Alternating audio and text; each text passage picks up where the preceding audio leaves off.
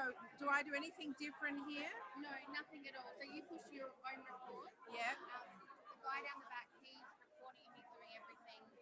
All right, so where is he now? So you can see his ponytail at the top there. All right, so Right at the back. so we better start? Yeah. What's the time? Yeah, 7:15. So he's doing everything. We don't need to pretend Zoom's not even happening. Basically. Okay, all right. He's got a switch at the back, so whatever we play on this video, Yeah. they'll see on the screen as well. Okay. Oh, okay. Yeah. All right, so. And the gifts here, so Tamika's first, share that. Yeah. And then, and then a bunch each for the speaker and the minister. Yeah, okay.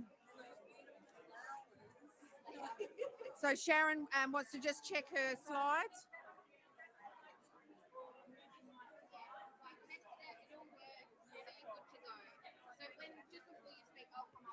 Good morning, everyone. No, that's not working. Good morning, everyone.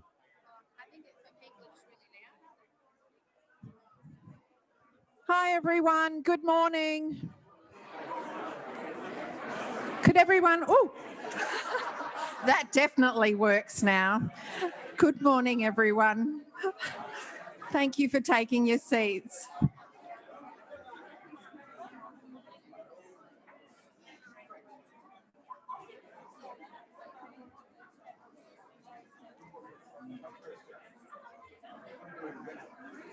So lovely to see everyone here.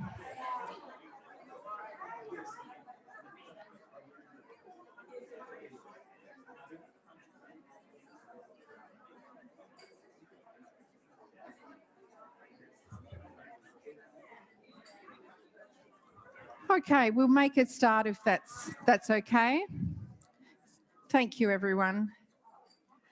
It's just a delight to be here, and you've made volunteering SA&NT history because we've never sold out this event, and we are at maximum capacity of 115 people, so well done. And we also are making history because it's the first time that we're live streaming so that we can include our Northern Territory members, workforce, supporters, and also for the regions of South Australia and also the Northern Territory. So we are, COVID has certainly made changes in all our lives, and that's one of the positive ones for us. So welcome everybody here in Adelaide and also online. Just a little bit of housekeeping. The restrooms, the ladies and men's are straight through there. Emergency exits at the front where you came in. If you wouldn't mind turning your mobile phones on silent, but happy for you to take pictures and to tweet and to say that you're here. That's really terrific. We'll be going through the AGM proceedings quite quickly and as quickly as we can so that we can hear from our wonderful guest speaker, Sharyn. We've got some other speakers. The Minister will be speaking, so we're really delighted about that. So if you're okay, we're going to be recording today's session so that we can take the minutes, but also, you know, just to have a record of it for the next 12 months, and then that recording will then be deleted. On your tables, you would have seen a little voting slip in front of your name that relates to people who are paid members who are eligible to vote. So if you have moved seats from where your name tag was, could you please take your voting slip with you? That would be fantastic. Okay, to make a start, I would like to welcome the Honourable Michelle Lensink, MLC, Minister for Human Services, Ms Nat Cook, MP, Shadow Minister for Human Services, Amelia Pink, representing Rebecca Sharkey, Member for Mayo, Sharyn Brower, CEO Meals on Wheels and our guest speaker, Tamika Chantrell, performing the Welcome to Country in a moment, Janet Stone, Karen Van Gorp, Anne-Marie Hayes, who are all members of the Volunteering Strategy for South Australia Partnership Board, Volunteering SA&NT members, partners, supporters, Volunteering SA&NT board, committee, staff and volunteers, welcome. For those who don't know me, my name is Evelyn O'Loughlin and I'm the CEO of Volunteering SA&NT. We will have up on the screen shortly the full list of apologies for today, but some of the apologies to mention to you are His Excellency the Honourable Hugh Van Ley, Governor of South Australia, and Mrs Ley, the Honourable Michael Gunner, MLA, Chief Minister for the Northern Territory, Mr Chris Picton, MP, Member for Ghana and Shadow Minister for Health and Wellbeing, Mr Steve Georgianis, MP and Member for Adelaide, the Right Honourable the Lord Mayor of Adelaide, Sandy Verschoor, and Lois Boswell, CE, Department of Human Services, Lisa Teberea, who is also a Volunteering Strategy for South Australia Partnership Board Member from the Local Government Association of South Australia, and our life members, Louise Rogers, Mavis Reynolds, Marion Martin, Moira Ware and Kevin Scarce. And at this time in the proceedings, we would like to acknowledge the passing of our co-founder, Joy Noble AM. It was very sad that Joy passed away a few months ago, and she left an amazing legacy across South Australia, and we remember her with fondness, but also remember her fierce wit and her determination to get things done. And one of the things that she got done is evidenced here today, co-founding Volunteering SA&NT. So we say rest in peace, Joy. You had an amazing life and we're very grateful. And our other co-founder, Mavis Reynolds, also the same age as Joy, 96 or approaching 96, has written to us. And I just want to briefly read her letter that she's written for the AGM. Dear Evelyn, your work has been so successful as you have such a fine list of nominations for the board. Congratulations. As I approach 96, I consider myself fortunate to have such great pleasure and satisfaction from the years spent establishing the volunteer referral centres, especially with Joy in Adelaide. Volunteering, arousing a positive interest in community development with the lasting benefits and enjoyment. Please extend my congratulations and high regards to the attendees at the AGM. Sincerely, Mavis. And if you could see her beautiful handwriting, it puts at 96, it puts mine to shame. She's also just sent a little note to our team. Thank you for the report on the AGM. I congratulate you and your team and I wish you well for the year to come. I regret that I can't attend and I look forward to hearing the outcome of the voting. I wish you well and hope you enjoy another successful year. Much love, Mavis. Yeah. So there will be a business card draw. There'll be, if you haven't put your business card in, and if you don't have a business card, you can put it on a piece of paper. Fantastic gift basket. I don't know if you saw it. You couldn't have missed it. Kindly donated by Beyond Bank. Our sponsors today are Beyond Bank, CCI Group Purchasing, Community Business Bureau, Williams Technology and Blafari Cafe and Cucina, who have given us the Lucky Door Prize, which we're very grateful as well. We put on our AGM with the great support of our sponsors who are there for us, and we're very grateful. They understand the value of volunteering and the work that we do. So thank you very much to all of the sponsors. Before I move too much further, I would like to introduce Tamika Chantrell to perform the Welcome to Country.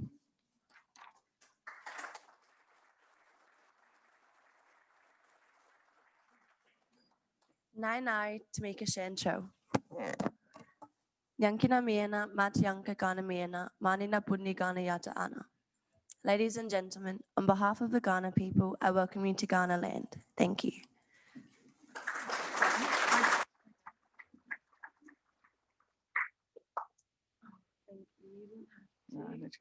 Now, for those who don't know Tamika, she's a young Ghana woman and has been endorsed by Elder Uncle Lewis O'Brien to perform the Welcome to Country. And for those who've been to our AGMs for a long time, you will remember Tamika being much younger, and she's now grown up into the most beautiful woman. And thank you so much, Tamika. She's been involved with several volunteering and SA&NT events over the years, and And she's performed the Welcome to Country at the SA Training Awards with Uncle Lewis as well. So thank you, Tamika, for coming and waking up early. And yeah, we're very grateful. I would now like to introduce the Honourable Michelle Lensink, MLC Minister for Human Services. As the Minister for Human Services, Michelle has responsibility for communities and social inclusion, social housing, disabilities, women, youth and volunteers. The Human Services portfolio covers a range of interrelated areas that are best considered holistically. Significant current challenges include preventing the scourge of domestic violence in our community and the transition to the NDIS and the lack of housing affordability. Michelle is also the Liberal Deputy Leader in the Legislative Council. Can you please welcome the Minister? Or maybe she's not anymore, are you? Yeah. Oh, okay. Okay, I'm very sorry. Sorry,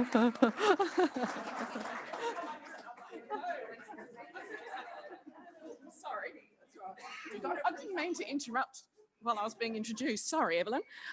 Can I also start by acknowledging the land we meet on is the land of the Kaurna people, and thank Tamika for her welcome to country. Good morning, Nat, very early. To the board, to all you wonderful members, Anne-Marie, who's acting CE of the Department of Human Services while Lois is away. All you wonderful people, it's fantastic to be here and to be here in person, to have an event where we're not seated miles apart from each other. So it's been a amazing roller coaster, and I'd particularly like to thank Volunteering SA for their role in supporting our massive volunteer sector in South Australia. You probably hear these statistics very often, but 900,000 South Australians are estimated to be volunteers, 1.7 million hours a week, and $5 billion a year contribution to South Australia. And also like to acknowledge the passing of Joy Noble. What a visionary to have co-founded this organisation, which has achieved so much for South Australia. I think Volunteering SA, it's fair to say, and we signed the new strategy a couple of months ago, and very much on the path towards further developing what the strategy will look like for South Australia.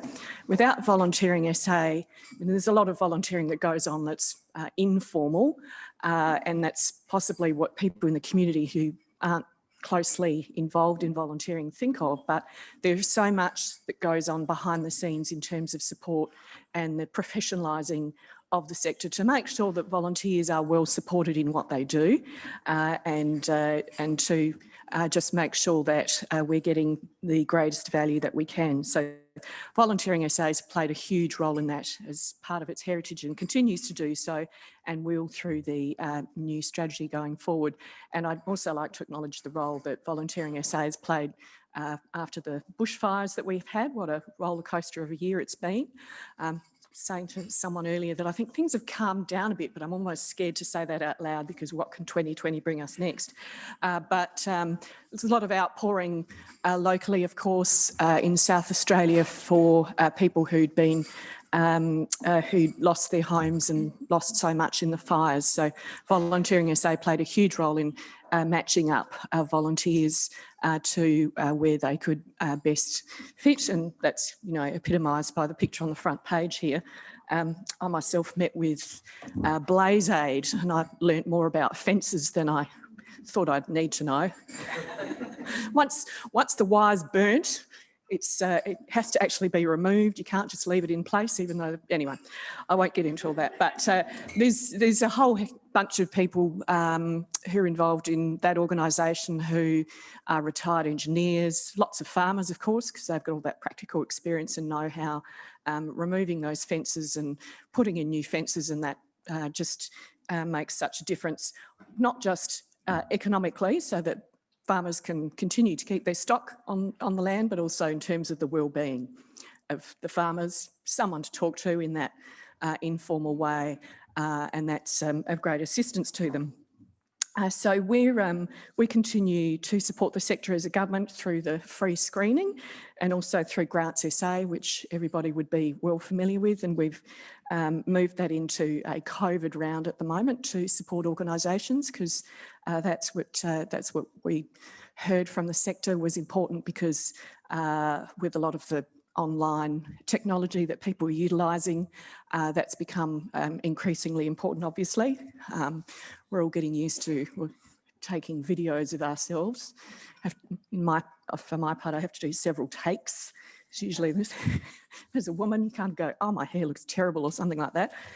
So we're all adapting to the new models. So the new look strategy has been signed, and there's a very big focus on young people who we know, if they come from that volunteering culture, that background, they themselves are more likely to be engaged, and there's a huge dividend for them. There's a huge dividend for the community, because they can have that longevity in volunteering. So there's quite a few things that we're doing on that front. We've got a 12-member working group to assist to support that strategy, and we're providing training for volunteer organisations to involve young people, specific web content to promote awards and recognition, and free information sessions. So there's work going on behind the scenes to assist in supporting young people into volunteering. We've also had the 1,700 South Australian Volunteer Certificates of Appreciation and 276 Premiers Certificates of Recognition have been awarded this year, as well as the Joy Noble Award and the other awards that we have. So there's a lot of work that goes on behind the scenes. I'd like to thank each and every one of you for the amazing amount of work that you put into making sure that the sector, wherever you're working, is successful. And let's have a wonderful breakfast.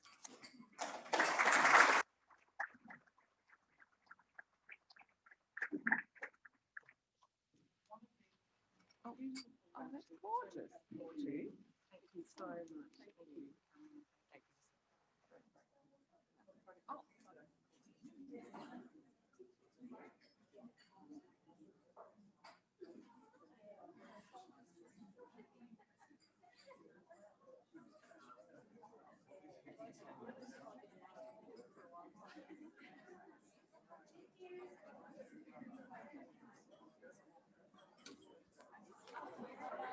So thank you so much, Minister Lensink. We absolutely are grateful for the support that we get from the state government, and you know, there's so many initiatives that are going on in South Australia that are not replicated elsewhere, and that's because everybody comes together to support volunteering, and it has enormous bipartisan support, and it pays dividends. So thank you very much.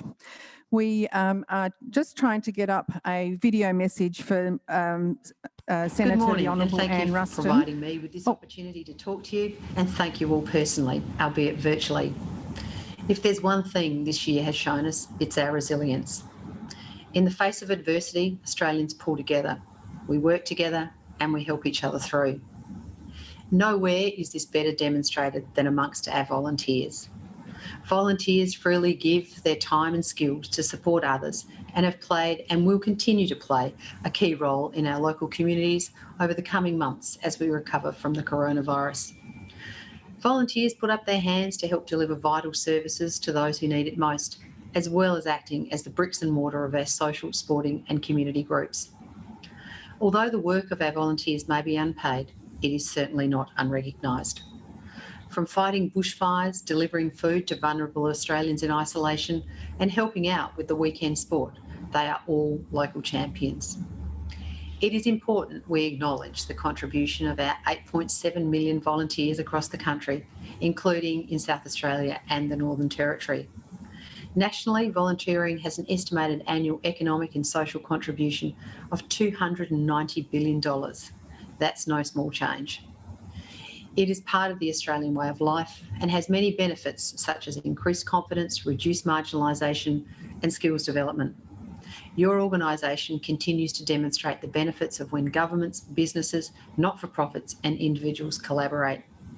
For over 3 decades, Volunteering SA&NT has worked with communities to advance, promote and celebrate volunteering. Whilst the coronavirus has had a profound impact on many organisations and sectors, volunteering included, I know that you will be one of the key drivers to help lead our social and economic recovery. To support our volunteer community, the federal government was pleased to provide both the annual $10 million volunteer grant program and the $3.2 million support package to volunteering peak bodies to assist your sector during the pandemic. I wish you all the best for your annual general meeting and look forward to future collaboration. Thank you and all the best. That is great. Some of you may know Senator Ruston is from Renmark, where I'm from. Great town. She leads the Department of Social Services that funds the volunteer support services across South Australia that provide funding to be able to find volunteering opportunities for people and to support sector development and growth and capacity building. So we're very grateful that the Minister took some time out to record that message for us today. Now we'll go to opening the AGM. So I declare the AGM open. Remind everyone that, of course, that we're recording for minute-taking purposes. The minutes of the AGM held last year on the 23rd of October 2019 have been distributed and a copy is available on your table if you haven't seen those already. We had a slight little hiccup last year that we didn't realise till after the AGM, which is one of the items in the minutes was to go out to tender for the auditor for 1920 audit, but unfortunately the mover was not a member, so we put that to one side and we'll have to redo that motion in just a little while later in the proceedings. Are there any matters arising from the previous minutes that anyone would like to raise? No? Okay. I'd like to ask then that the minutes be accepted as a correct record of the 2019 AGM. Would somebody like to move that? Thank you, Sarah Collier-Brahm. And seconded? Anne-Marie Chamerlain. Thank you very much. All in favour? Yep. Anyone against? No, that's carried. Thank you very much. Next is the really exciting part, because it's only something that happens every 4 years, and that is the elections. You may have voted, and if not, have seen that this year we have had 4 board positions open for election. We had 12 eligible nominees, and I'll just read out the nominees in order by surname. Brooke Avery from Beyond Bank, Simon Bennett, an individual member, Michael Feschak, an individual member, Steve Harding, an individual member, Peter Kennedy, an individual member, Bridget Coing, Sammy D Foundation, Paul Liu, individual member, Linda McArdle, Calvary Healthcare Adelaide, Rajendra Pandey, Vishu Hindu Parishad of Australia Incorporated, Kate Price, individual member, Catherine Stocko, Guide Dogs SA&NT, and Tracy Wallace, individual member. So that is an amazing, to get 12 people nominating for the 4 positions, we were really very thrilled, and the calibre of all of the candidates was quite extraordinary. So thank you to everybody who nominated. We are, of course, there are only 4 positions, and we do want to keep working closely with those that were not successful. So I can let you know now that the people that were elected, the elected nominees in alphabetical order by surname, were Simon Bennett, who's a returning board member, Michael Feschak, Paul Liu, returning board member, and Kate Price. Can you please join me in congratulating them?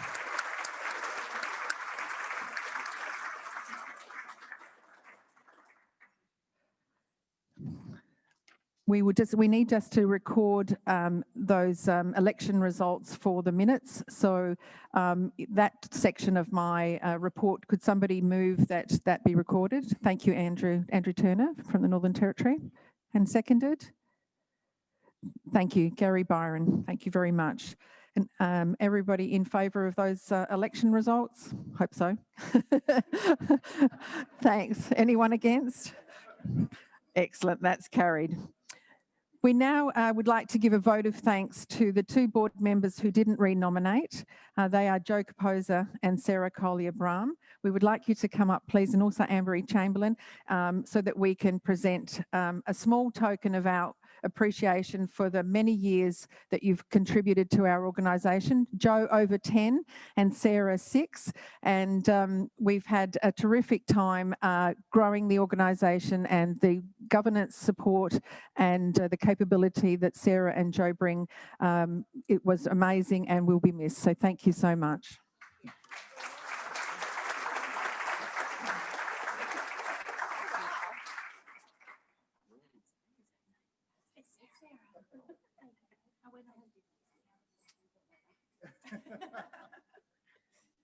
And for those who can't see the gift, it is, I have very little irony, but we've organised a chopping board, you know, for the board. And we've had it embossed, and they are the most beautiful South Australian handmade timber boards, and hopefully a lasting gift to remember volunteering SA&NT in your time on the board. Thank you.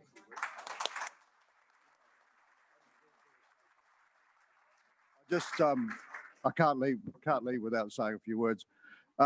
It's been 10 years, but it's been a true honour.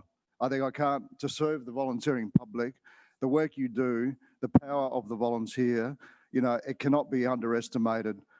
We are civil society. We need our volunteers. They do so much. I don't need to tell you guys, but it's been a true honour to work with Evelyn and the staff. And this year, you know, the tough year, the staff that have given up their COVID support money to a good result this year. It's just been a great end for me, and it's all in good hands. So onwards from here. Thank you.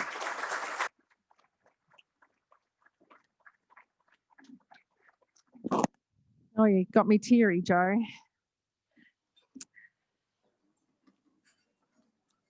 So, hot breakfast will start to be served in a few moments, and we'll just continue the proceedings, if that's all right with everyone, in the interest of time.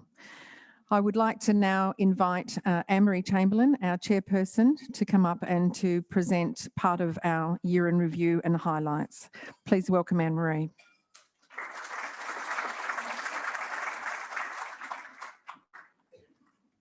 Thanks, Evelyn, and good morning, everyone. But first, I'd like to acknowledge the Honourable Michelle Lensink, MLC, Minister for Human Services, Ms Nat Cook, MP, Minister for Human Services, and our guest speaker, the CEO for Meals on Wheels, Sharyn Brewer. Thank you also to the Senator Honourable Anne Ruston for her video message this morning. I'd also like to acknowledge Mark Pearce, the CEO for Volunteering Australia, who joins us somewhere up there. Our thanks also go to the peak bodies for volunteering across the states and territories, along with the local VRCs. We all collaborate and work hard to lead and advance volunteering. And finally, a warm welcome to you all here, to our members, Evelyn, our executive team, staff and volunteers. As we just found out, we had an election this year. And before I acknowledge our new members, I would like to sincerely thank Joe and Sarah for your wonderful contribution that you've made to volunteering SA&NT over, I had 20, so I've upgraded you from 16, so we'll go with 20 years. We'll really miss you, and I'll really miss your wise counsel. I remember when I first joined, you guys were fabulous in really helping me understand the role and the purpose of the organisation, so I'm forever grateful. I'd like to congratulate our existing board members, Simon and Paul, on their re-election, and also welcome our 2 new members, Mike Fezchek and Kate Price. We were delighted with the number of people who applied for our board positions, and we look forward to maintaining a relationship with those of you who weren't successful this time.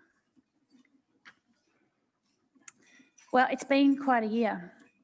We've had devastating bushfires that started late last year to the current COVID-19 pandemic. We've all been affected and our lives have been impacted. Families and communities have been left devastated, and our thoughts go out to those who have lost loved ones. These major events highlight the critical role of the volunteering sector in emergency response and recovery, and I'd like to pay tribute to everyone for their role. Research shows that COVID-19 has impacted the volunteering sector substantially, with 65.9% of Australian volunteers estimated to have stopped volunteering between February and April 2020. The Volunteering Australia has commissioned the Australian National University Centre for Social Research and Methods to undertake analysis of the experience of volunteers during COVID-19, and we look forward to receiving those results.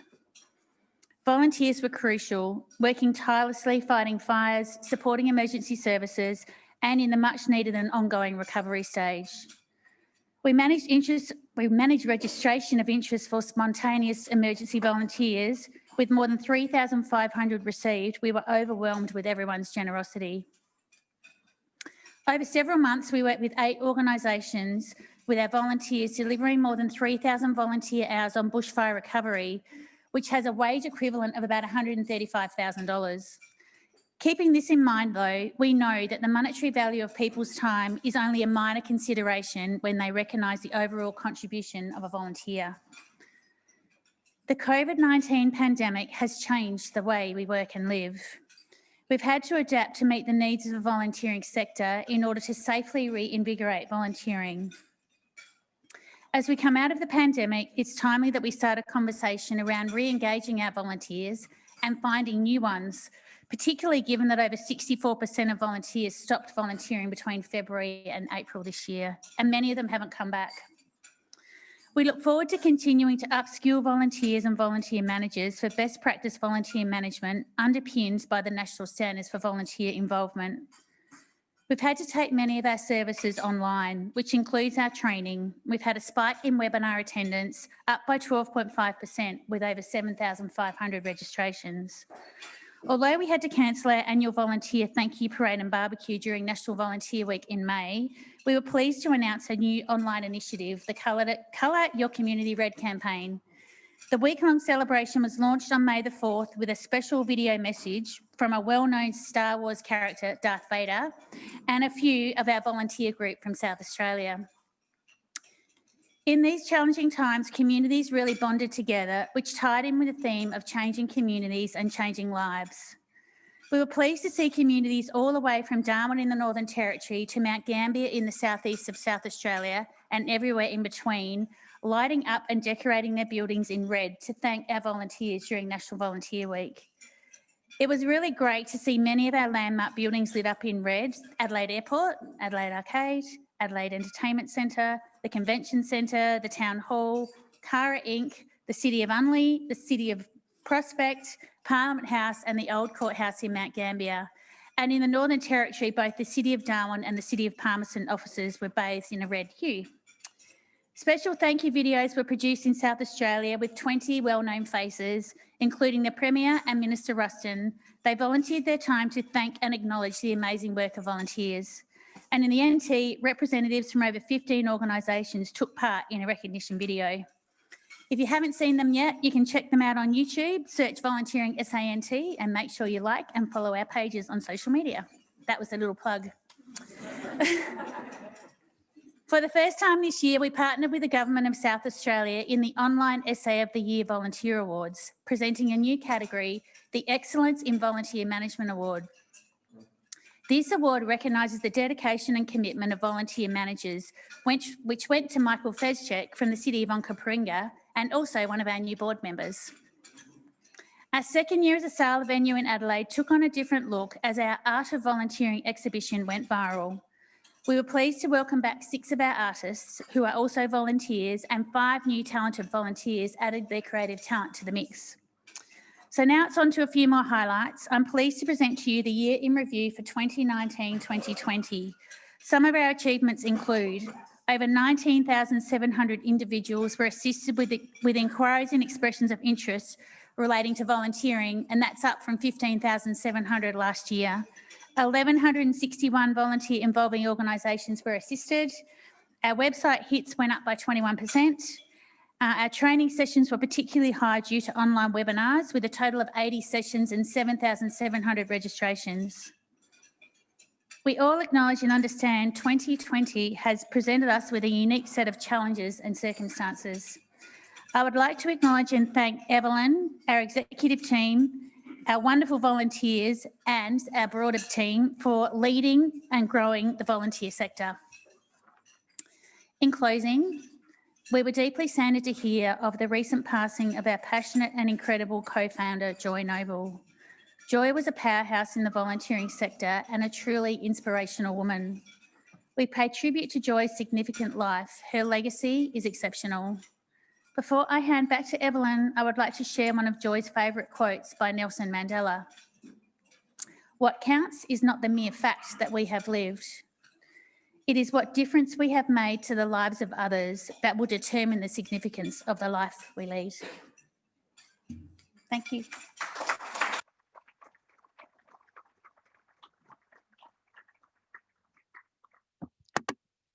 Thank you, Anne-Marie. That was a great wrap-up of a difficult and certainly interesting year with some great achievements as well. I'd like to now call on Mr. Andrew Turner, Volunteering SA&NT Board Member and Chair of our NT Committee, to present the NT update.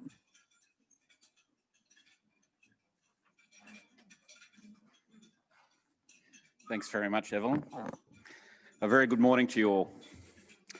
It's true to say that it has indeed been a challenging year, from the terrible bushfire season in the Northern Territory and around Australia to the far-reaching impacts of COVID-19. We've had to change the way we do things in the Northern Territory, and this was no different in the volunteering sector. Let's hope the next 12 months isn't quite as turbulent for us. For those that don't know about Volunteering NT, it's a division of Volunteering South Australia and Northern Territory, and it's been operating in the Northern Territory since 2007, rebranding itself as Volunteering NT about 4 years ago. In the Northern Territory, we have 70,000 volunteers, which is valued at about $3.3 billion to the economy each and every year. We are proud of the organisation that continues to connect volunteers and potential volunteers to organisations to create positive volunteering experiences.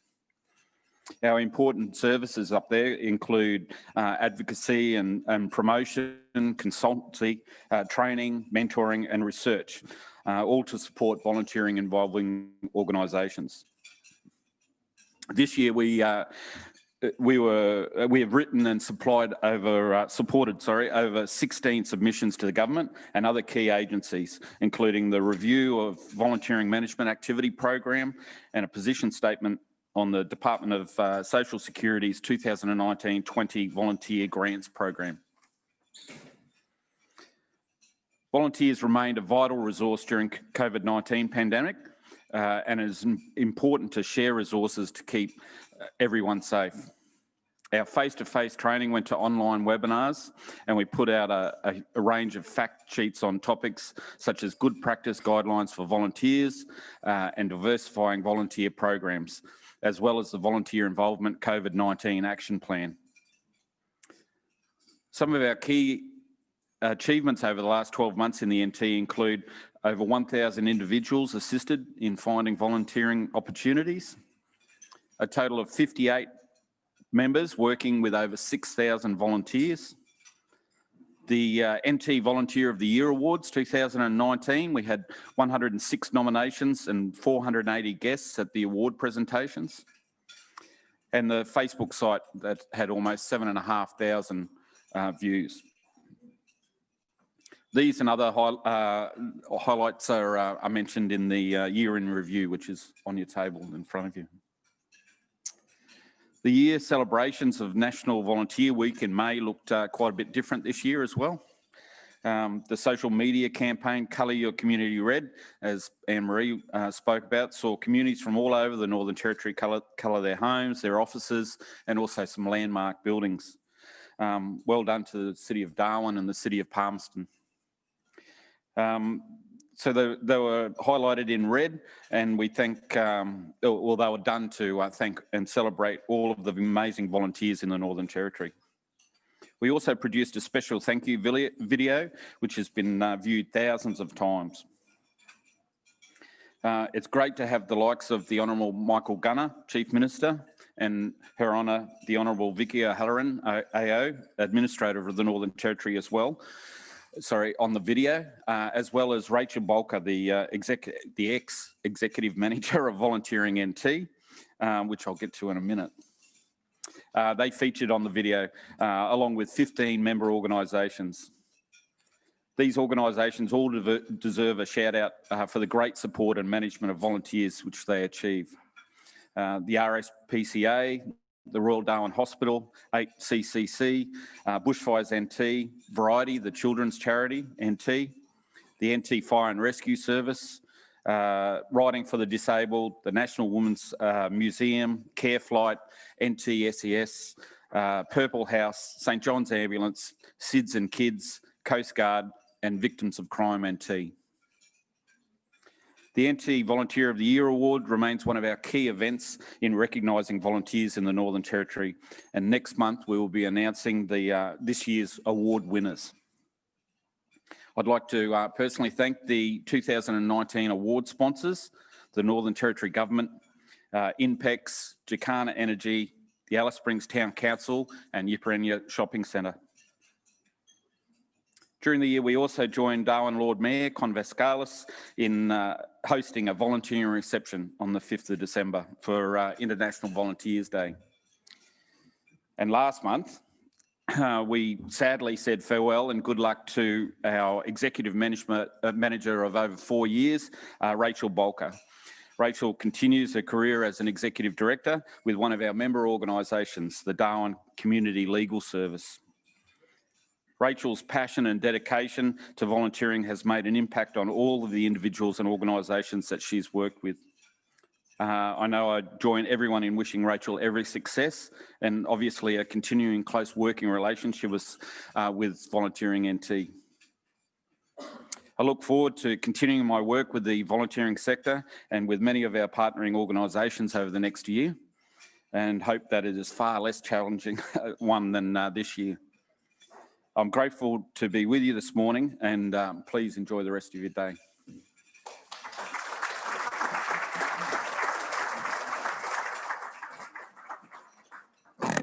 And Andrew speaks firsthand of the bushfires in the Northern Territory. For those that don't know, his paid employment is with Bushfires NT, and if you're ever up there and you're listening to the radio or even down here and there's people talking about extreme and catastrophic days, it might be Andrew talking on the radio, so he knows what it's all been about this year. So thank you, Andrew.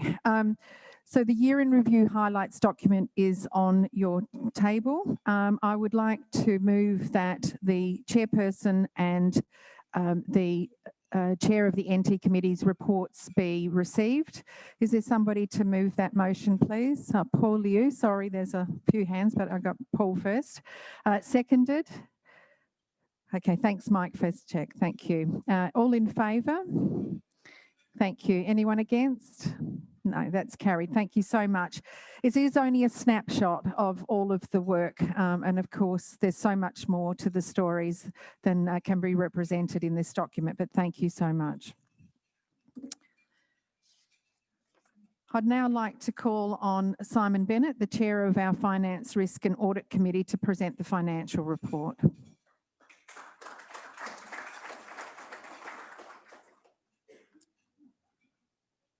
Thank you, Evelyn, and good morning, everybody. This is the really exciting bit of the meeting. On behalf of the Board and the Finance, Risk and Audit Committee, I'm very pleased to present the audited financial report for the year ended the 30th of June 2020. This year, we're reporting a positive financial result. A full copy of the 2019-20 audited annual financial statements are available on your tables and have also been posted to the Volunteering SA&NT website. I encourage you to have a good look at them at your leisure. The Volunteering SA&NT Board and the Finance, Risk and Audit Committee have been through and agreed the financial statements prior to sign-off by our Chair, Auditor and myself. This year, Volunteering SA&NT returned a net surplus of $295,150. compared to 29,359 the previous year. Our total revenue was $2,042,000, an increase of $353,000 from last year. This was mainly due both to the government COVID-19 business stimulus income and increased grant income of $100,000. Expenditure increased marginally to $1,747,000, resulting in the surplus I mentioned just a little earlier.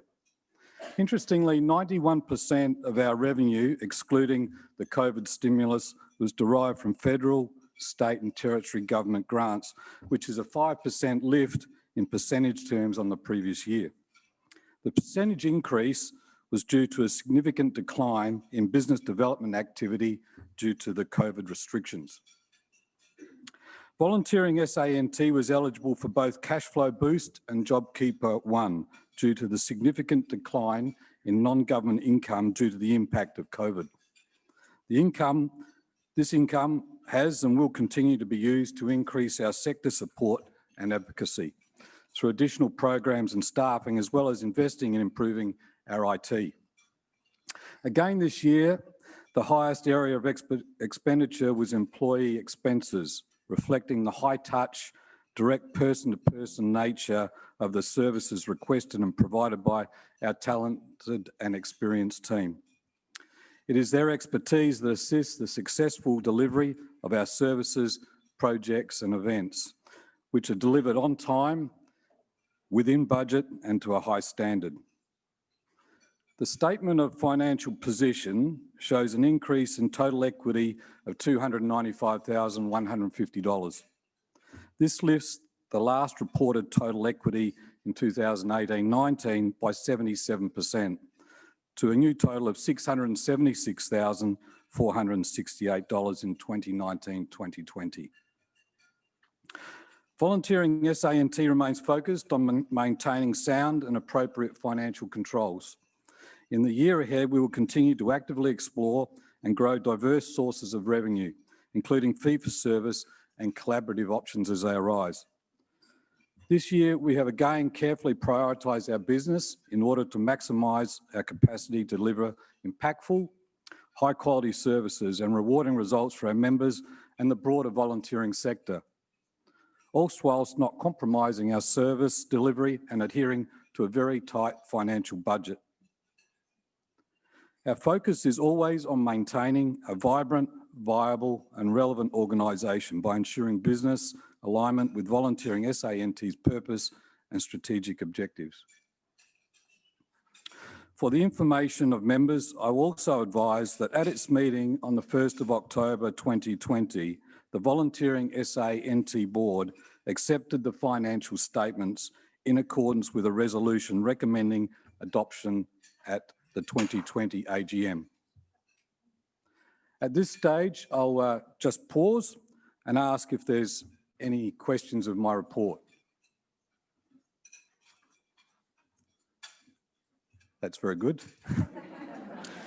There being no further questions, I'll now move that the 2019-20 financial statements as tabled be adopted. The motion for the meeting reads that the audited annual financial statements for the year ended 30th of June 2020 be adopted. I, Simon Bennett, would like to move this particular motion. Could I have a current Volunteering SA&NT member to be the seconder? Sarah? Yep. All those in favour of the report, please raise your hands. Please. All those against? Thank you. Finally, I'd like to thank you all for your continued support, and we look forward to an exciting, productive and successful coming 12 months and beyond for the sector, the organisation and its members. Thank you.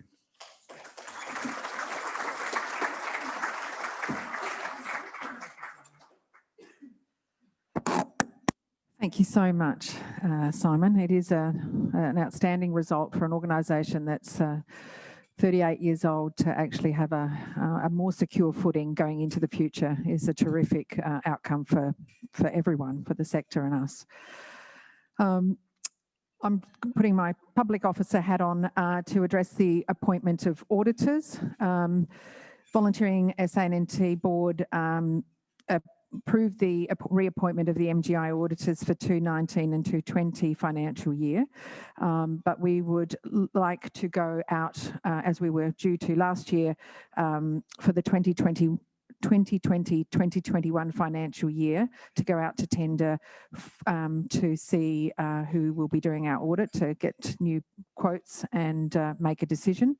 So I'd like to put a motion, please, that the newly constituted board of Volunteering SA&NT appoint an auditor at an ordinary board meeting after undertaking an open tender process. And could I ask that a current financial member— thank you, Gary Byron, and seconded. Thank you, Kristen Martins. All in favour of that? Fabulous. Thank you very much. Anyone against? No. So that is carried. That is the end of the AGM proceedings. Thank you all for participating in that and supporting us through the AGM process. We don't forget the business card draw. Are we ready to do that, Sasha? We are. Is there anyone in last minute hasn't put their business card in? Quick. Yes. And we'll also do the lucky prize draw in a moment. Should we get Sharyn to pick out the lucky card draw? And thanks again to the gift basket, the biggest gift basket I've ever seen in my life, donated by Beyond Bank. It's fantastic. I think all the staff want it, but they're not eligible, so.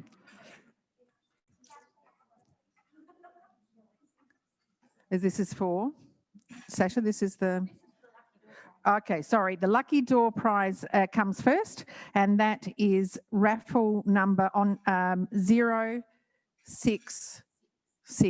God, it's 066. It's really hard to read, but it's 066. Anyone with 066? Yay! Vicky, well done, Vicky. Just over there.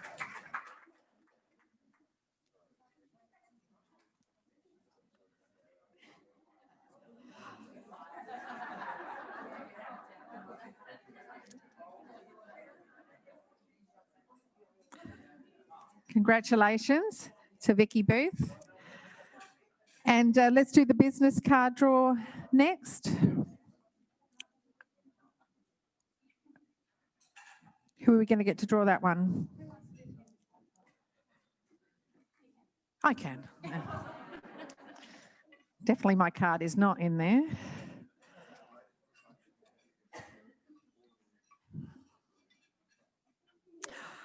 Oh, how lovely. Fiona McFadden, Second Chances SA. Where are you, Fiona? Yeah.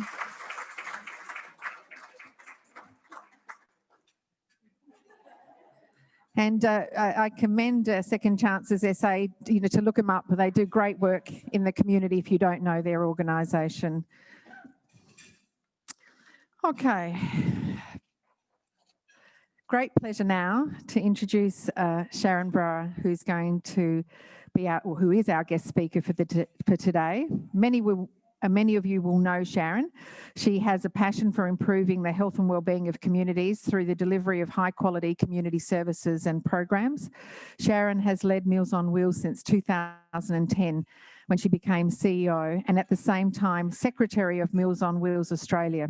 She was elected President of Meals on Wheels Australia in early 2018. Every day, she harnesses the energy of more than 7,000 volunteers through 83 branch outlets to deliver nourishment and social connection to thousands of South Australians. Nationally, an estimated 76,000 volunteers keep the wheels turning. Sharyn is leading an ongoing transformation of Meals on Wheels at state, national and even international level to ensure their continuing relevance and social impact. Please welcome Sharyn.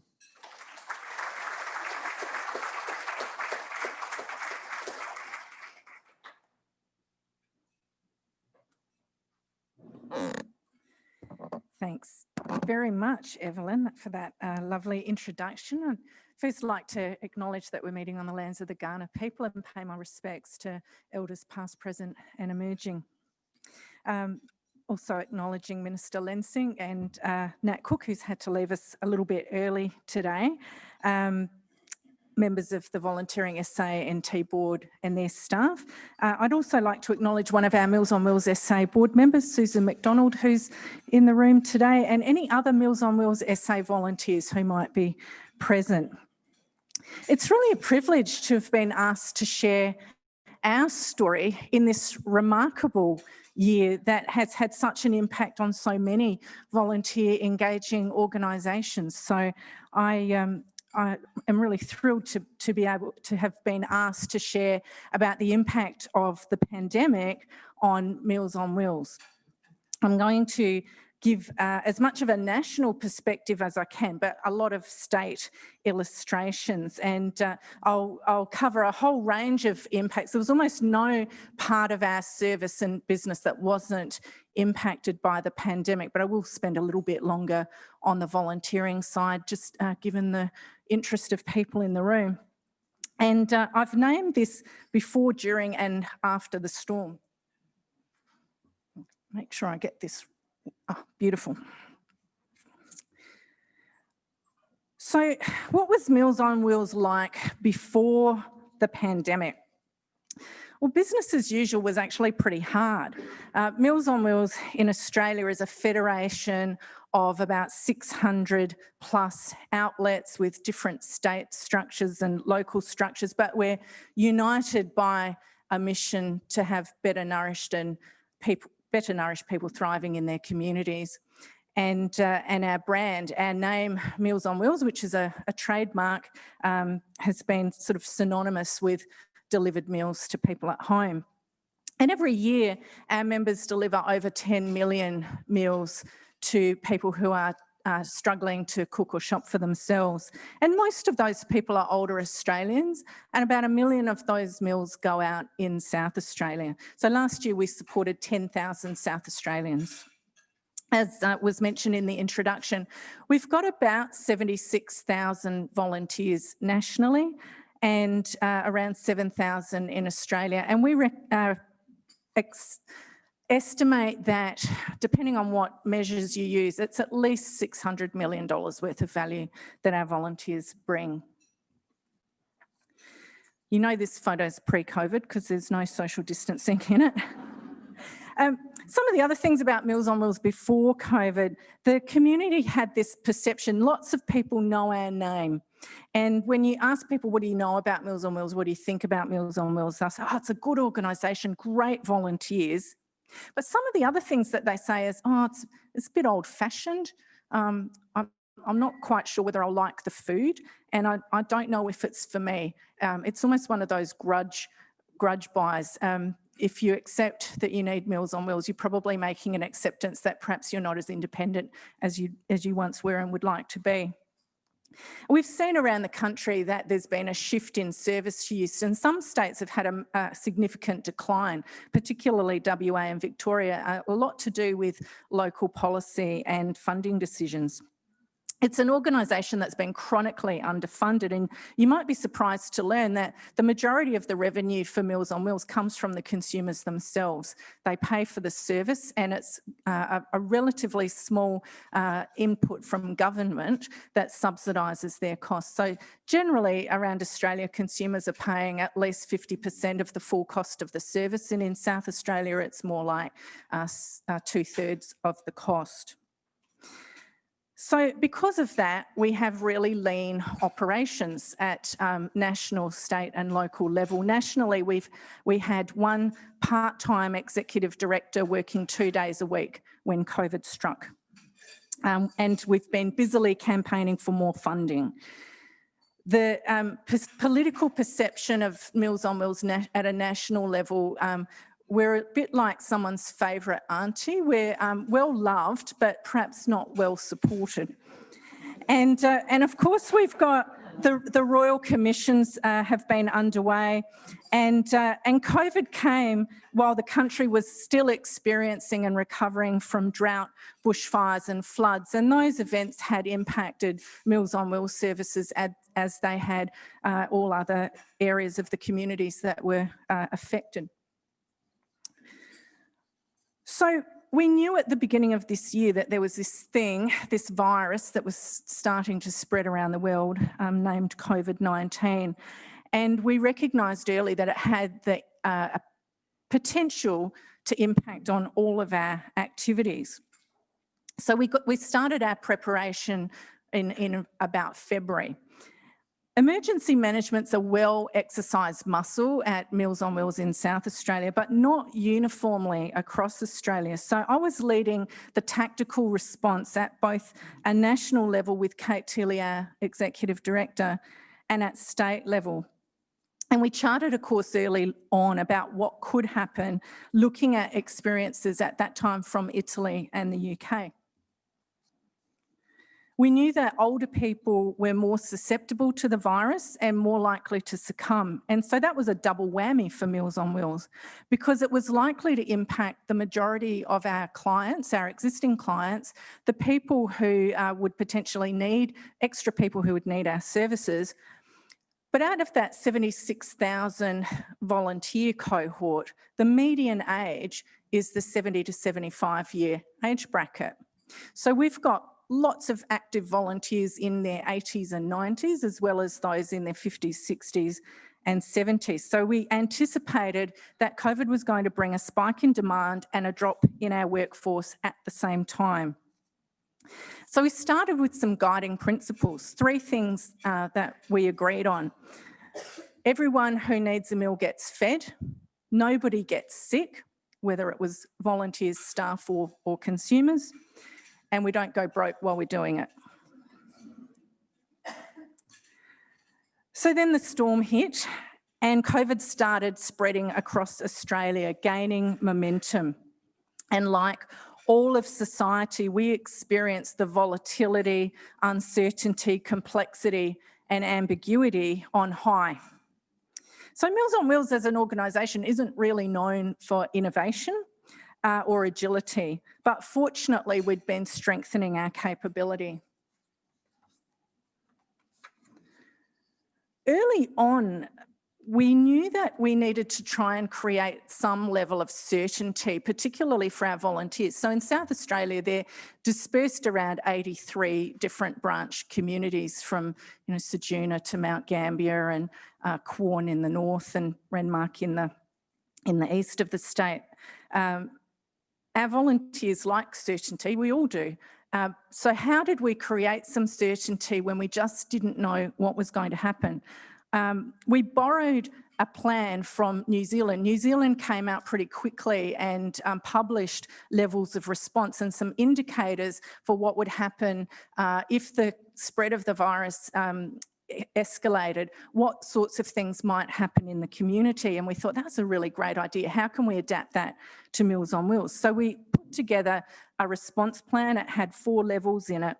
And we were really clear about what would be the triggers for us to need to do things differently in our service delivery to our consumers, in the way that our volunteers worked, whether our staff were working from home or not, all of those sorts of changes.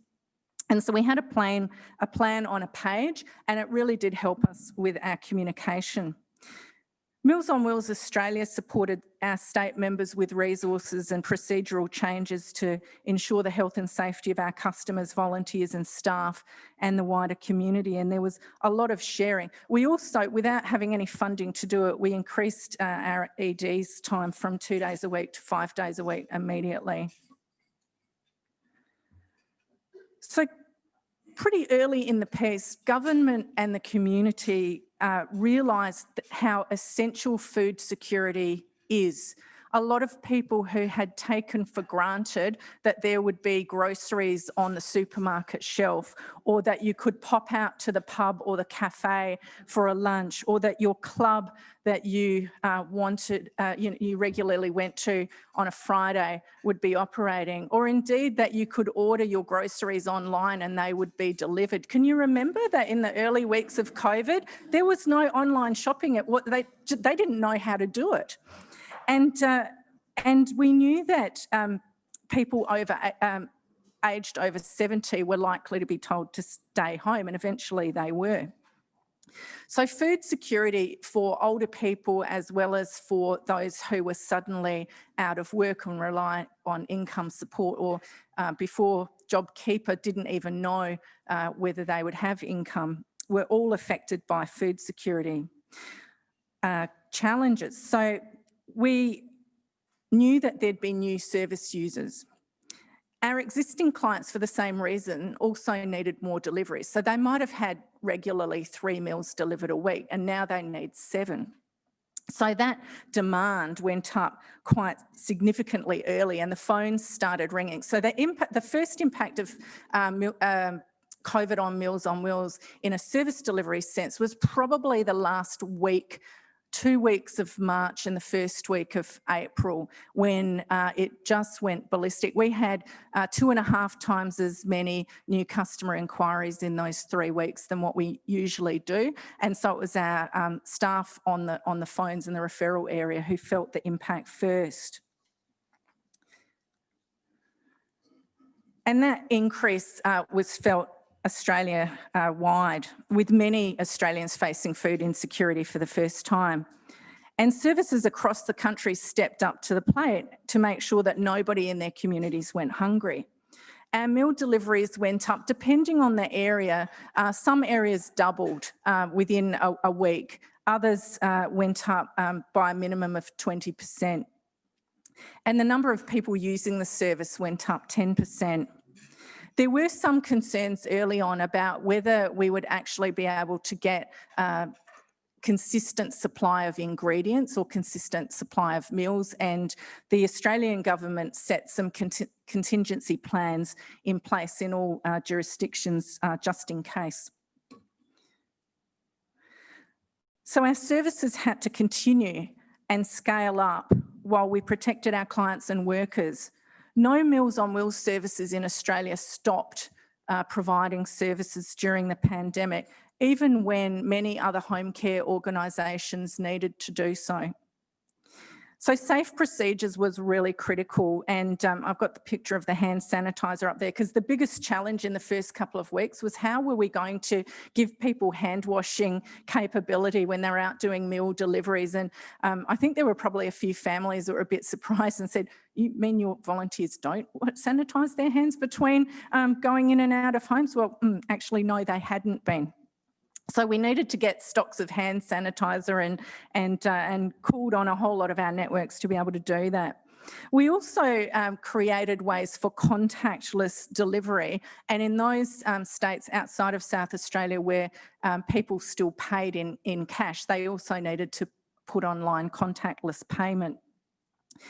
We started progressively having, with physical distancing, having less contact with the consumer. So we started by not going into their home. We would meet them at the door and have a conversation, hand over the meal. And then gradually it got to the point where we were leaving the meals on a piece of furniture outside the front door, speaking to them through a closed door and making telephone calls to check on them in between times.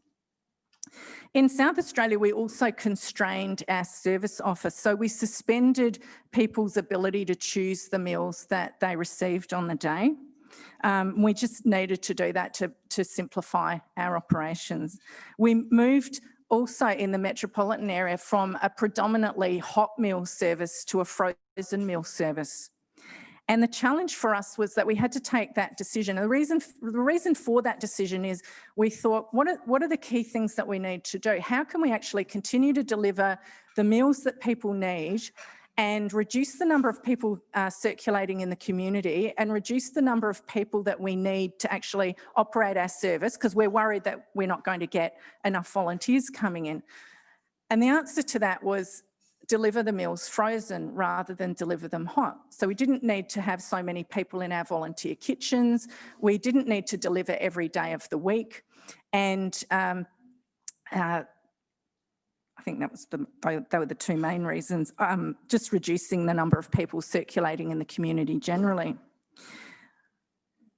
We took that decision at the time when we had no internal frozen meal production capability at Meals on Wheels SA. We had been outsourcing most of that production to a couple of South Australian organisations, very low quantities, and one interstate.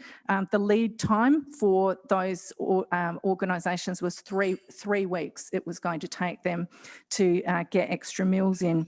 So we wanted to look at what we could do locally, and a terrific partnership was born between Meals on Wheels SA Food Bank and Adelaide Venue Management Corporation, who run the Convention Centre and Entertainment Centre. So we were sitting down mapping out, what are our potential food production options, and the phone rang and it was Coralie Cheney, the General Manager at AVMC, and she said, we've got kitchens that have got staff. The staff are not eligible for JobKeeper.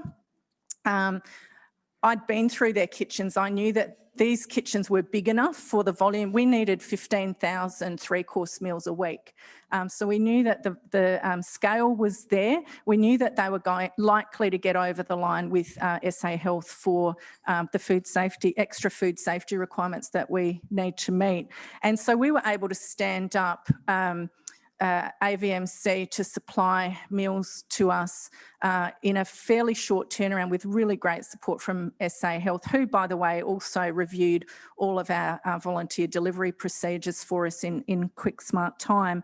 And that meant that 60 staff at the Convention Centre and Entertainment Centre had full pay for 8 weeks while we needed to use that service. So Food Bank brought their logistics and distribution and warehousing and cold store management to the table. So we're very, very grateful. It was a terrific partnership.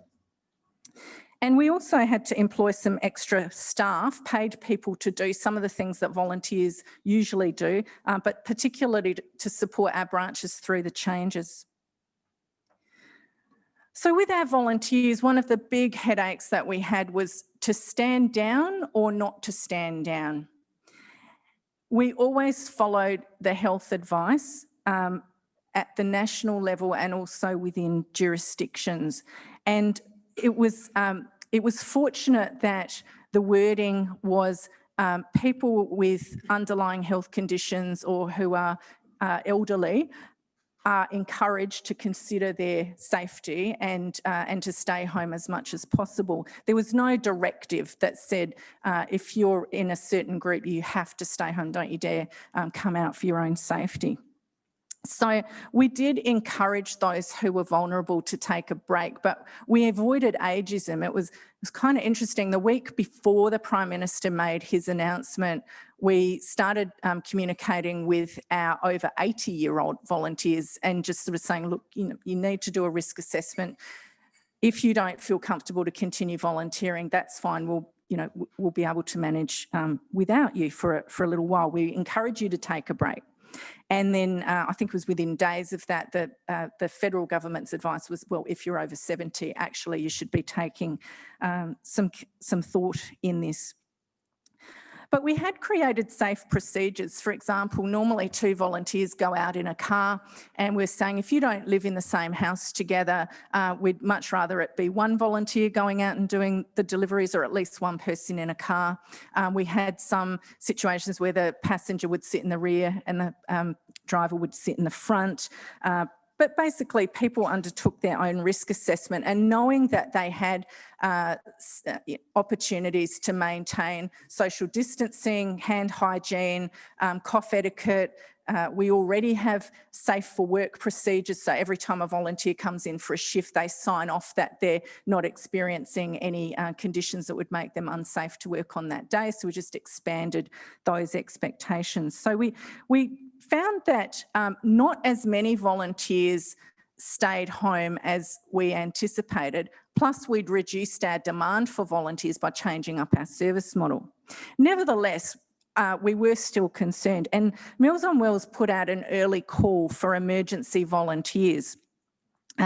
We had a whole range of channels, and one of the things I think that South Australia did really well was working collaboratively and constructively rather than adversarially. And so when Peter Malinauskas found that his calendar was suddenly empty because all of his meetings and events had been cancelled, he thought about how can we get the community to focus on what we can do and not the things that we've lost, and chose to come to a Meals on Wheels branch and encourage younger people to consider volunteering, particularly if their work had dried up. And so people who wanted to be useful, who wanted to help, who wanted to be able to do something, but they weren't really sure what to do, and their usual day-to-day activities weren't happening. They were the people that we wanted to talk to.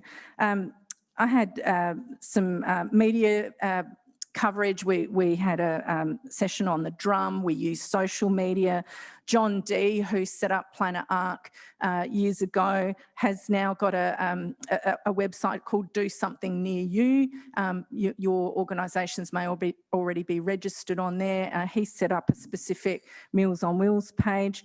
Craig Foster, the international footballer and commentator, called on the sporting community where their games had been cancelled, and he created the Play for Lives movement and tried to get, I think it was Basketball SA were looking to partner with Meals on Wheels.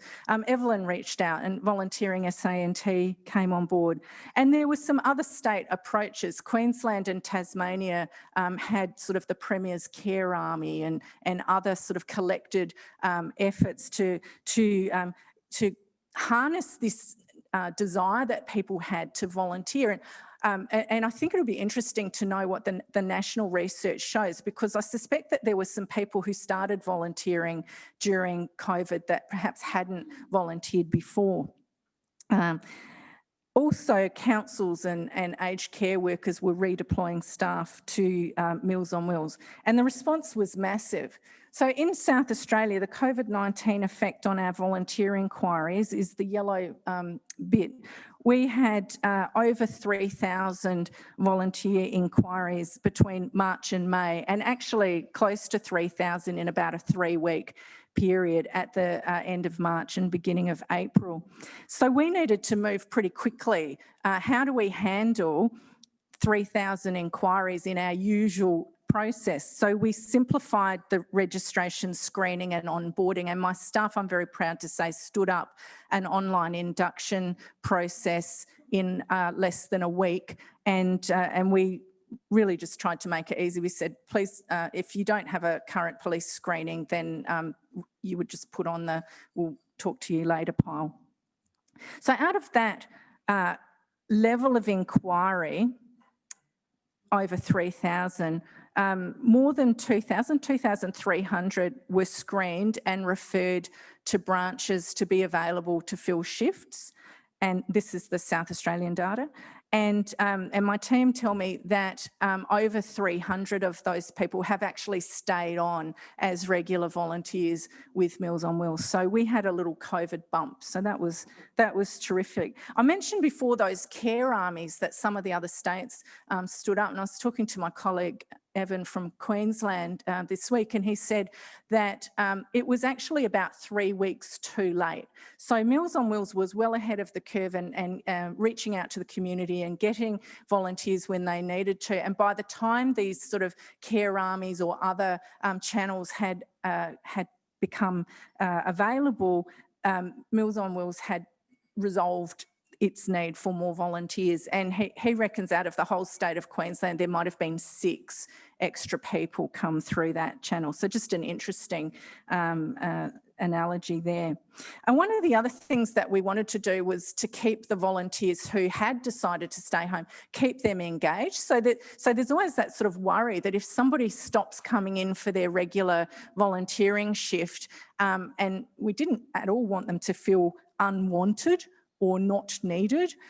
So we looked for ways that those volunteers who were staying home could stay engaged, and what a lot of them did was they would make phone calls to the people that they would normally deliver meals to, especially on the days that the deliveries weren't coming anymore. So that was a really useful way.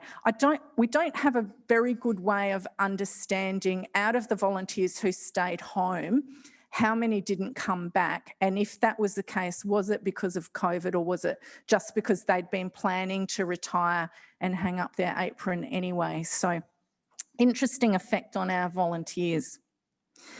I mentioned earlier that the great partnership between Meals on Wheels and Food Bank and AVMC, but there were other fantastic examples of partnerships and networks and collaboration. And so, you know, regular phone calls with Oz Harvest and Red Cross and other non-profits in South Australia. And continuing on, we're creating new partnerships with organisations like Uniting Care SA and others around food security for other populations that Meals on Wheels isn't known for supporting. And so we're providing food, not the delivery of the food, we're providing food to emergency relief centres for Uniting Care SA. But corporate Australia overwhelmed us with their generosity and the extraordinary philanthropic support that they had. There was both in-kind and donations. So we had organisations like the Macquarie Foundation who provided donations of funds so that we could give away food to the people who couldn't afford to pay for it nationally. Woolworths was really worried about older people not being able to get their loo paper when we had the great loo paper shortage of 2020. And so they donated a 4-pack of toilet tissue for every Meals on Wheels client in Australia. So that was like 55,000 packs of toilet tissue that were donated. But the challenge was at the state level that we had to receive pallets of loo paper and distribute them to our branches, and then our volunteers would distribute them to the consumers, who were delighted, loved it. But it was a logistical nightmare and actually quite expensive for us to do. Reckitt Benzica, who make Glen 20 and Dettol products, donated community service announcements and their media spots for a month. And actually there's more coming up in December. So a large multinational corporate handed over to Meals on Wheels their media buy for a month and put the ad together for us to run. So that was fantastic. So the first community service ad was actually encouraging people to give to Meals on Wheels, give your time, or if not, give a donation. BP provided a fuel voucher for volunteers nationally, and those offers of support continue. The thing was that we had no capacity at a national level really to even engage or handle those inquiries, and it drew down on our stretched resources. With funding, our operating costs blew out. So those wonderful meals that were being provided by the convention centre, plus a range of other things, extra staffing and so on, it was costing us $7.50 a meal more to operate during COVID than it did before. So our strong advocacy and credibility at a national level resulted in us pinning the Minister for Senior Australians down to what we called an omnibus submission. So they'd announced $70 million for the Commonwealth Home Support Program, which is our key funding thing. And we said, well, that's not going to go around very far. But our Meals on Wheels members are so snowed under, they can't fill out your application form. So how about we just do a blanket approach from Meals on Wheels, and that resulted in a specific additional $40 million in funding, and they just applied it. Default was 50% increase in your base funding for 6 months, and if you needed 100%, you could ask for that. And if you just literally needed to tick the box to ask for it, but if you needed more than 100% funding uplift, you needed to do a little bit more work, which is what we needed to do here in SA. But it was a really streamlined result, and it meant that we were able to address all of the need and cover our costs in that time. We also asked for and got a $1.2 million grant for our national body to develop crisis management capability. So the after, and I don't know, I don't want to tempt fate. It's probably more like the first front has passed, and due respect to our colleagues in Victoria, when the second wave hit in Victoria, Meals on Wheels was consistently mentioned by the Premier and others as an essential service that would continue during COVID, and the demand there did continue to grow. They're largely local government operated services, so many of them did indeed stand down their volunteers and redeploy paid staff to deliver meals. And there were some missed opportunities there. Meals on Wheels could have been able to respond to some of the other food insecurity issues in Victoria. But we've been reviewing the actions that we took and refining our business continuity plans in readiness, making sure that we've got masks to hand for volunteers, and also continuing on with those corporate partnerships. A gradual return to business as usual. And also might note that SA Health were much clearer in their messaging about how we move out, and we're actually quite specific about it's safe to go back to volunteering now. I don't know if anybody sort of noticed those clear messages. I think we did much better in SA on that than some other jurisdictions. We're assisting residential care providers with business continuity planning. I think the other thing that was great in SA is we kept COVID out of our residential care facilities. If we hadn't done that, for every 4 people who contracted the virus, 1 would have died. Absolutely guaranteed, one would have died, and possibly more. And on the plus side, the other thing that we noticed with the borders being closed, we didn't have the northern migration of our volunteers this year. So usually it's hard. It's really hard to fill our rosters between, you know, May and August, September, because the grey nomads all had to stay home. So that was a nice problem to have, wasn't it? How do we actually make sure everybody gets a turn? So the pandemic had an impact on the numbers of people who needed our service, the number of people available to prepare and deliver the service, our business operations and procedures, and also on community awareness and contribution. Things actually could have been a lot worse for us with prolonged restrictions or higher mortality. We tested and we extended our capability to respond, and I'm extremely proud that every service and volunteer showed their resilience and rolled up their sleeves for people when they needed them most. Thanks very much for letting me share my story.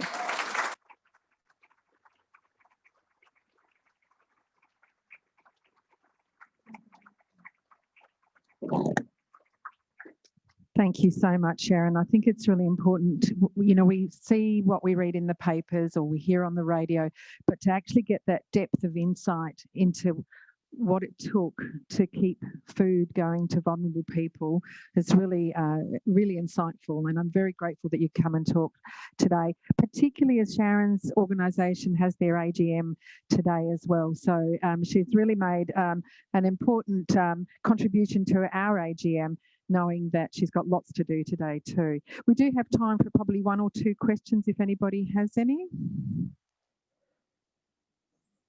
Oh. 1, yep. Have you continued with the reliance on the increased number of people wanting meals, or is that kind of subsided? So the question was whether the increased demand stayed high or whether it's tapered a little bit. In South Australia, we went up. So for 3 months, we were delivering 20% more meals. Now we're down to about 6% more than the same time last year. So I think our South Australian community have been able to get back to their other forms of, you know, getting their meals met. But in WA and Victoria, which were coming off a low base, they increased about 50% and it stayed up. So even in WA, where the level of community transmission's low. Any other questions? I was just interested in the partnerships you've built, some great opportunities there, and obviously you've thought about keeping those partnerships and ways you can continue working together. Yeah, So partnerships are absolutely key to getting things done, aren't they? And none of us can do alone what we can do together. So Meals on Wheels SA strategically is purposefully trying to work more with food security service provision in this state, and that's because we know that, you know, if we've got a vision of people that are well nourished and thriving in their communities, then it's not just the older people who we're traditionally known for supporting, or even people with disabilities. There's a lot of communities who are struggling in that area. So we're really keen to work with other organisations to see what role can we play in helping to solve that problem. Any other questions before we thank Sharyn for one last time? No. Okay. Thank you so much, Sharyn. We're really grateful for you coming and presenting an in-depth view into what has been a very, very challenging year. So thank you so much from us all.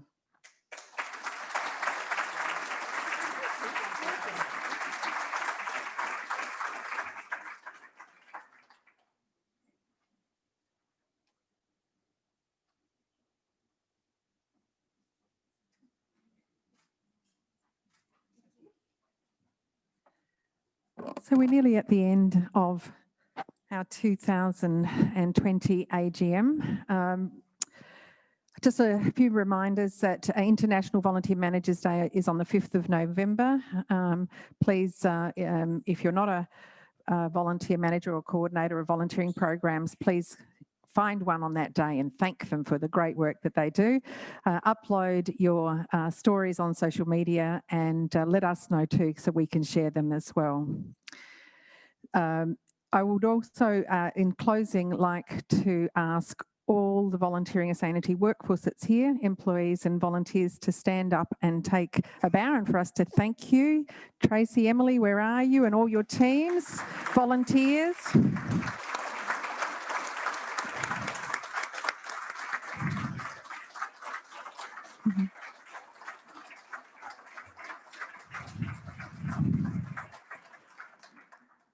We, on the back of your, the highlights, over the year we had 27 employees and 196 volunteers supporting our workforce. The people here today are part of that team. Also online, we've got our staff member, Hayley in Port Augusta, we've got Linda in Darwin, and we've got Belinda in Alice Springs, and also the many volunteers that couldn't join us here today. So the team is really large, and you may come in contact with one or two of us, but the organisation is very strong and well supported. So thank you, everyone. Thanks to our executive team, Tracy and Emily, who's in the acting NT executive manager position. Thank you to all. So just want to wrap up today's formalities. Thank you all for coming. You will have seen maybe on your table, we wanted to say thank you to you for your support. So we've got these little, these beautifully put together, thank you, Sasha, postcards with the red, international red V for volunteering for you to take home. Please wear it loud and proud as a little thank you from us as Volunteering SA&NT. Thank you for joining us. We'll close the proceedings now, and I would ask board members to group together because we would like to take the photographs now. Have a great day. See you next year. Thank you for your support, and please reach out if there's anything that we can do to help. Thank you.